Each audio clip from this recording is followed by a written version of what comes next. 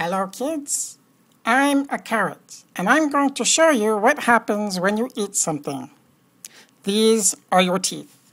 The front teeth are good at cutting off bits of food and the back teeth are very good at messing up food. The saliva, that's spit, mixes up with the food and makes it easier to swallow foods like me. When you swallow, the food goes down a tube called the esophagus. As you can see, the food does not fall down the esophagus. Instead, you have muscles that take turns squeezing your esophagus like a tube of toothpaste.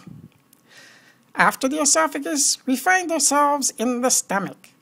The stomach is filled with acid and helps to break down the food and remove nutrients that the stomach absorbs or takes in.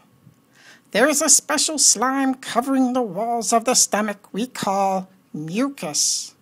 Without the mucus, the acid will hurt the stomach, so yay, mucus! After the stomach is finished, the food passes down to the small intestine. The small intestine is a tube, kind of like the esophagus, but longer. An adult's small intestine is usually about 7 meters long, but only 2.5 or 3 centimeters across. While traveling down the small intestine, more nutrients are absorbed into the body. Then the food comes to the large intestine. It is shorter than the small intestine, only about 1.5 meters long, but much bigger around. Here, the large intestine starts to absorb water out of everything and drops off waste or garbage the body doesn't need or want anymore. People often ask why poo, which we call feces, people often ask why feces are brown.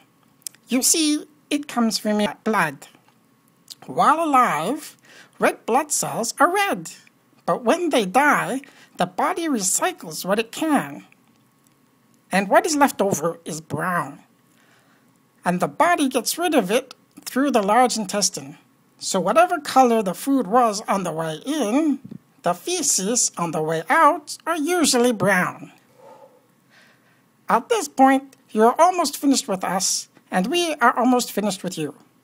Here we find the rectum. Here you squeeze us out and whee!